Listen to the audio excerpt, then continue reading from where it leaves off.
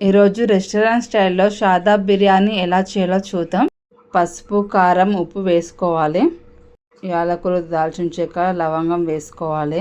మళ్ళీ 15 యాలకులు వేసుకొని మెత్తగా పౌడర్గా చేసుకొని వేసుకోవాలి.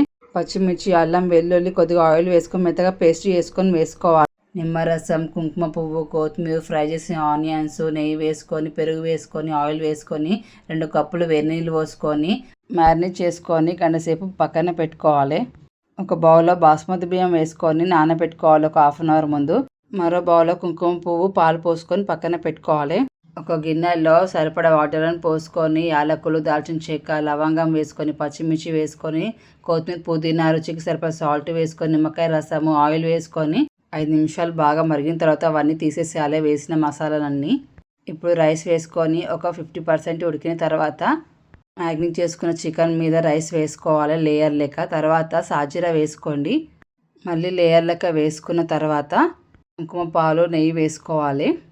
ముందు స్టవ్ మీద హై ఫ్లేమ్లో 5 నిమిషాలు పెట్టిన తర్వాత పెంకాయను పెట్టుకొని మళ్ళీ 5 నిమిషాలు హై ఫ్లేమ్లో పెట్టిన తర్వాత 25 నిమిషాలు లో ఫ్లేమ్లో పెట్టాలి. రెస్టారెంట్ స్టైల్లో షాదాబ్ దమ్ బిర్యానీ రెడీ. ఎప్పుడు ఒకే బిర్యానీ కాకుండా కొంచెం డిఫరెంట్గా ఇలా ట్రై చేయండి. ఈ షాదాబ్ దమ్ బిర్యానీ చాలా బాగుంటుంది రెస్టారెంట్ స్టైల్లో. నా వీడియో మీకు నచ్చినట్లయితే లైక్, షేర్, సబ్స్క్రైబ్ చేయడం